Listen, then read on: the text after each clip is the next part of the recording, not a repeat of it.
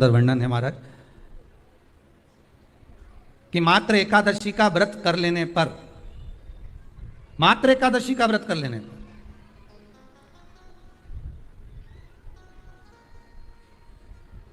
जो पूर्व में किया गया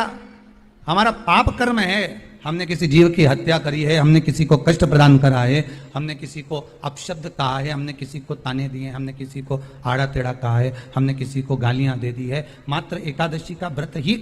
कर लेने पर ये सारे जो दोष हैं वो समाप्त हो जाते हैं। सारे दोष हमारे समाप्ति पर आ जाते हैं।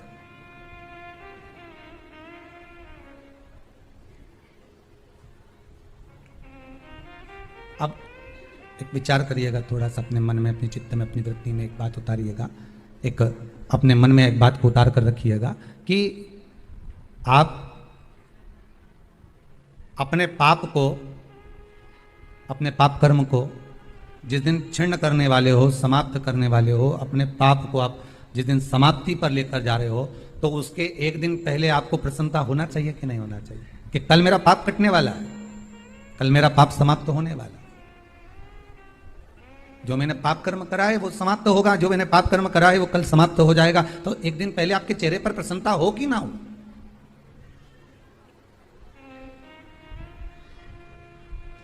और चेहरे पर वो प्रसन्नता आपके आना चाहिए कि कल मेरा एकादशी का व्रत है, आज दशमी है, कल एकादशी का व्रत है, तो कल मेरी जब एकादशी का व्रत रहेगा तो मेरा ना जाने कितना कितना पाप, कितना असत्य, कितना कितना झूठ, कितना कितना प्रपंच वो समाप्त हो जाएगा। इसमें मुझे प्रसन्नता हो, इसमें मुझे आनंदता हो।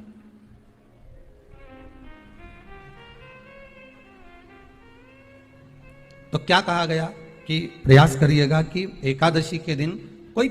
वृक्ष की, कोई डाली की, कोई कोपल की कोई पत्ती ना तोड़ी जाए। क्यों? तो कहा अगर उस पत्ती को हम तोड़ देते हैं, वृक्ष की पत्ती को या क्यारे में लगी हुई कोई डाली की पत्ती को हम तोड़ देते हैं तो एकादशी का पुण्य फल प्राप्त नहीं होता, एकादशी का कोई फल हमारे खाते में नहीं जाता, पुण्य फल प्राप्त। अब फिर भले तुम चाहे तुमने मोरधन खाया हो, चाहे तुमने फिर चिप्स खाई हो, चाहे तुमने फिर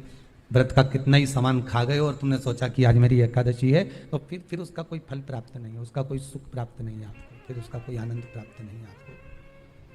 फिर उसमें कोई आनंद की अनुभूति आपको नहीं मिलेगी।